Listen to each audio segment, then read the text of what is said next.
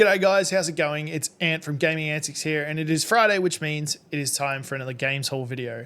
This week we've picked up 4 new games, as well as moving the games room into a completely new room. So that's a big bonus, but we'll talk about that a little bit later. For now, let's jump straight into the games and check out what we picked up. So first up on the list is Murdered Soul Suspect. I've seen this game around a bunch and I know absolutely nothing about it, but we've got the hardest murder to solve is your own, which is kind of cool. Ronan O'Connor, a detective with the Salem police, has his life brought to a brutal end by a masked killer. Caught in the purgatorial world of dusk, he must combine his investigative skills with powerful supernatural abilities to uncover the shocking link between his own death and a ritualistic killer, leaving a terrifying mark upon the town of Salem. Ooh. This one seems super cool. I really like the idea of those like crime-solving games. LA Noire, Condemned was similar, and throwing the supernatural into it as well as like solving your own murder is a really, really cool concept. This one doesn't have a booklet, so we can't look too much into what it has. Disc is clean, but it does look really, really good by Square Enix, so you'd assume it's a decent game because Square Enix usually does make really good games.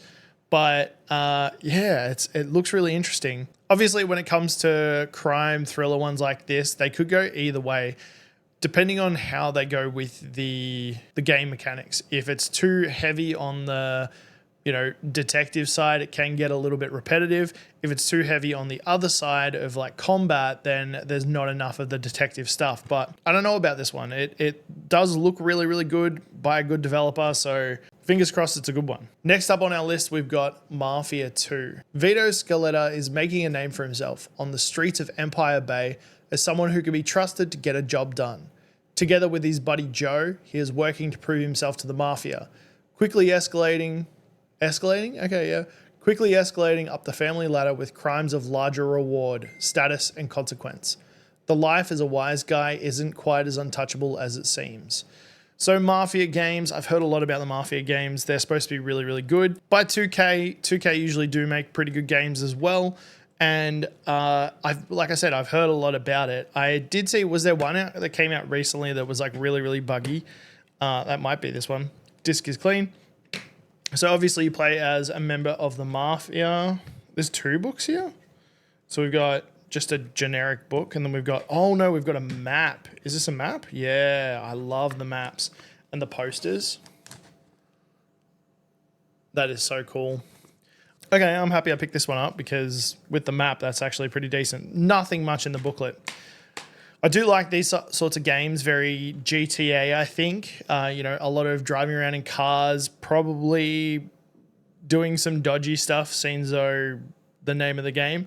But once again, another one I haven't played. But I'm starting to tick those games off my list. I will mention that. I think I picked this one up for $10 from memory, so not a bad pickup. Case is a little bit dodgy, but it's not too bad. It's just got some marks on it, so with a little bit of cleaning, it'll be all right. But yeah, Mafia 2. I haven't seen Mafia 1. Don't know much about it, and I haven't seen any games that have come out since then, which I'm pretty sure there is others, but yeah, not too sure. 2 solid crime style games. I mean, Murdered Soul Suspect is a detective and Mafia is Mafia, so they've got a connection. At least in my head, they've got a connection. Next up, we've got a replacement for one that we had that, is gone, and that is Resident Evil 5. I love this game. I absolutely love this game. It's fantastic. I played it with a friend of mine, co-op. I've also played it co-op with my wife, and I've played it once by myself. It's just a great Resident Evil game. The ending's fantastic. The story throughout, it's fantastic. I really enjoy it. A fear you can't forget. Joined by his partner, Shiva Alamar, Agent Chris Redfield will soon learn the real meaning of fear. Solid game. If you're into the Resident Evil games, you've probably played this, number 1. But number 2, if you haven't, it's fantastic. It's a lot of fun. The twists are great. The levels are great. There's a couple of really hard levels that kind of get a little bit annoying, but they're not too bad. The fight at the end is interesting and tough if you don't go in prepared, but Yeah, lot of fun. There's a lot in the book for this one. It's mostly instructions on how to play the game. There's not too much or any background to it, but yeah, a lot of fun. A lot of fun. So now we've got Resident Evil 5 and 6, which were the two ones that I did have on the 360. So we've got those back. So we can pop that in, and that's good. Is there any other Resident Evil games on the 360? I can't even think right now. I'll have to look that up in a little bit. Actually, I can just do it right now. Okay, yeah, so there's a couple. There's Resident Evil Operation Raccoon City, Resident Evil Revelations, and Resident Evil Revelations 2. I haven't played those three. I've only played 5 and 6 on the 360. So we'll have to keep an eye out for those ones. Actually, do I have... No, I don't have Operation Raccoon City, but I have seen it. I have seen it. 2 Resident Evils that I did own before, we've got them back again, which is nice. So that's another 2 that we can mark off of that replace list. Now for the last one, this is one that I wanted to pick up for a while now. I did have a copy of it, but I got rid of it. Unfortunately, I sold it. But this is just a fantastic game, and that is Need for Speed Most Wanted. I played so much of this. It was a fantastic game, absolutely fantastic. And it was around about the time that I was really getting into Fast and Furious movies. So like this just fueled that passion to play games similar to it. It's one of the reasons why I played Juiced 2. And there was a couple of other games that were similar to this style. I heard someone call them arcade races because they're a little bit more unrealistic, and it's more to do with how it looks and how it drifts and whatnot. But become the most notorious. Exploit the open world as you master the art of strategic cop evasion. Modify your ride to beat any tuner, muscle, or supercar. Earn your rep in all new race modes, including speed trap and toll booth. Customize the look of your ride to elude the police in intense pursuit challenges. Win races, climb the blacklist, fill your rap sheet, become the most wanted. Yeah, really, really cool game. I forgot about the toll booth one. It's like a checkpoint style race. It's a lot of fun. The cop situation is what makes this, I think, high stakes, is when the cops get involved and you got to run from them. Very high stakes, a lot of fun, a lot of pressure. It's all round a good game. Someone recently commented on a TikTok post of, I can't even remember what it was about, but it was talking about the Need for Speeds, and I mentioned that I didn't have this because a lot of people, they ask for this game when we're talking about Need for Speed. And it's just a fantastic game. It's really, really good. But they're the 4 for this week. One thing I will mention, unfortunately, the case for Most Wanted is busted in the middle there. So I am going to have to get a new case for it. Which I'm not too fussed about because I'm not a big fan of the cases being different colors. This one's gray. I'd like it to be green. I know the classics come in that gray, but I'm not a big fan of that. But anyway, eventually, I think this is only a classics. I doubt it'd be natively on the 360. But anyway, 4 new games, fantastic set of games. I'm really, really happy with the pickups. And yeah, add them to the shelf. Looking forward to playing them too. There's 2 that I haven't played. Resident Evil I'm always happy to go back to. And Most Wanted is just fun to jump in occasionally and have a bit of a race. Who knows, I might even do the campaign at some point. Not 100% sure. But anyway, I'm going to add those to sheets and then add them into the shelf behind me. And then we'll get into the rest of the video. So this is why you always check your list of things that you've got before you buy things. Unfortunately, it turns out I've already got Mafia II, which kind of sucks. But I will say it's an upgrade with the book and the map because we don't have that in the other one that I've got. So I might even see which one's better. Oh, that one's like brand new. Okay. So what we're going to do is transfer the booklet and the map across to my old one and pop that in because, yeah, I probably should have checked that before I purchased it, which kind of sucks, but it is what it is. I've mentioned it a couple of times. I've got all my games listed in sheets and all the ones that I want to get, which is just the list of Xbox 360 games. And I mark them off as I go. What I usually do when I go into a shop is check my list and make sure I've got the game or make sure I don't have the game, or if I do have the game, and then make my decision based off that.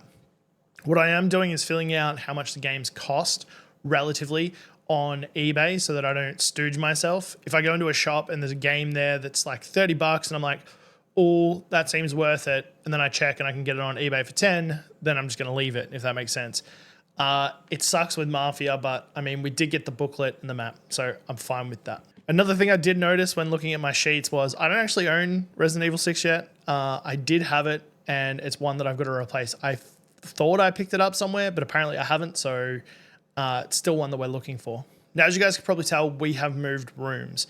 The old games room was down in my shed, and it was mostly because it was a larger area. When I moved it there, we had a newborn, so I couldn't make too much noise in the house, and it all just kind of worked.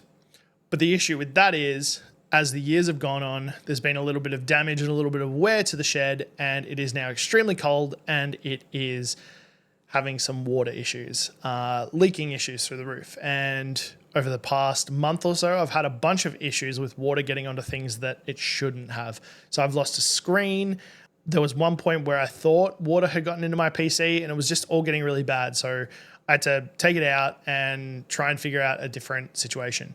So I ended up taking over this room in here, which was a toy room, but now we've got the toy room in another room, and I've been able to set up the games room in here. So hopefully I'm doing a little bit of a camera thing and showing you the games room, the new and improved games room, and I'm much more comfy up here. It means that I've got heating. It means that nothing's going to get rained on. It means that I can set up a little bit more permanent stuff, if that makes sense. Down in the shed, I was always moving things because it was also storage in there, so there wasn't a massive amount of room to play around with. Bigger than this, but it was non-permanent, so it kind of sucked. Up here, I can leave this how it is and be happy with it. So I'm really happy with the new games room. It's turned out awesome. I'm feeling a lot more comfortable, and it's making content creation a whole bunch easier. So yeah, this is the new area. This is where we're going to be doing all the bits and pieces. It also does open up other avenues, which I'm excited to give a try and see how it goes. But yeah, welcome to the new games room. Now, as most of you know, I've been playing through games alongside picking them up. So I recently finished the Fable series. I finished Mass Effect 1, and as of last night, I finished Mass Effect 2. And wow, it was fantastic. If you want to see my thoughts on it, go and check out the short that came out yesterday. Maybe I can link it in here somewhere, maybe up there somewhere. But anyway, it was fantastic. And that got me to thinking, what am I going to play after I finish Mass Effect 3? And there are so many series that I'd never played from this era of gaming that stand out. There's so many. And they're usually the topic of conversation when you're talking about these older games on the 360, the PS3, and even further back. So the question of the week this week is, what is a series that you have never played that you are really keen to go back and give a shot? Mine personally is Gears of War. I've heard so much about Gears of War. I've got friends that read into the books, they're heavy into the lore, they love the games, they replayed them hundreds of times, and I just never gave it a shot. I never really came across it when I was younger or when I was a teen. For the most part, it was definitely Halo, Elder Scrolls, Borderlands, those sorts of games. And Gears of War is definitely something that I could be interested in. It's my type of game. It's brutal, it's heavy hitting, gunplay, really deep lore. That's my type of game. So I don't really know how I didn't end up playing it. And you know, when I had adult money and I moved out of home, I just never made the decision to pick it up. Now I do own it, and I'm really keen to go through the series. So I'm keen to hear what your game series is that you never played, but you really, really want to go back and pick up. Let me know in the comments.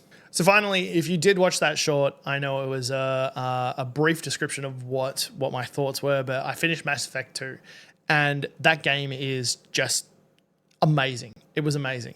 I loved number 1. Mass Effect number 1 was fantastic. It was a little bit janky. Some of the combat was a little bit janky. Some of the movement was a little bit janky, but for the most part, it was absolutely amazing. I loved it. Number 2 just took that idea and rode with it and just blew it out of the park. They learned so many lessons from number 1 by the sounds of it, potentially listening to feedback, because everything I had wrong with number 1, moving into number 2 was pretty much fixed. The story was great, absolutely fantastic. I was gripped the entire time. I wanted to know more. I was constantly asking questions. And just trying to get as much of the story as I possibly could. And Probably the one area that I didn't do as much, which looking back I really should have, was exploring the extra worlds and doing the probes to get the resources to upgrade stuff further along. But yeah, absolutely fantastic. I loved it.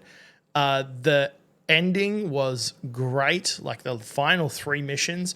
Reaper IFF was an insane mission. I also put a short out for that. Absolutely insane mission. Tense. It was well paced. There was enemies everywhere, but not so much that it felt like it was a losing battle. The music, the soundtrack for that game is fantastic. The end boss was just amazing. Like absolutely fantastic. I think this one's going to be my favorite out of the 3. And I just think it does such a good job to follow up on number 1. And I just couldn't believe it. So I'm taking a little bit of a break from Mass Effect now, and I'm actually currently playing Bulletstorm, which is one that I picked up last week, and I mentioned I was really keen to play because it seemed like it was going to be Borderlands-y. It's not, but it's good. It's really enjoyable so far. I'm up to Act 3 out of 7, so almost halfway through the game, but I've had a lot of fun with it. It's been really, really good. Once I finish that, though, I will be going back to play Mass Effect 3. And although I've already played it, I'm really keen to carry my character through number 1 to number 2 to number 3 and see how those interactions happen. It was really cool in number 2 going to places and someone calls out to you and they bring up something that happened in number 1 that you specifically did. I think that's a really cool thing because it makes it personal and really immerses you in the world. I thought that was really, really cool. So I'm really looking forward to seeing how that transitions between all 3 games and whether they do a good enough job of actually including the stuff from 1 and 2 into number 3. Really keen to see how that goes. But anyway, on that note, that is all we have time for today. 4 new games, absolutely, well, 3 new games and a replacement. I think I'm just going to end up selling Mafia II, the other copy that I've got, and seeing if I can find more games.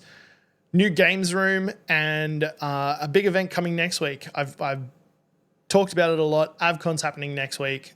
So there will still be a games video coming out on Friday, and then the week after will be an AvCon video. But it's going to be a lot of fun. It's going to be absolutely amazing. I'm keen to show you guys what it all looks like. But thank you for watching the video. I do appreciate it. If you love these game haul videos or coming along with the journey of collecting Xbox games, or even the playthroughs are going to start coming out, there is a Fable 1 review, which is currently being edited. That's going to come out soon. And all those sorts of videos, once I get the hang of actually making this stuff, will start snowballing out. So I'm really looking forward to it. But if you enjoy all that, make sure to subscribe and leave comments. Let me know what you guys are playing. Let me know what you want to see being played or what I should pick up. I really like hearing from you guys, so I appreciate all the comments on the videos. Thank you so much for watching once again, and I'll catch you guys in the next one. And as always, enjoy your gaming.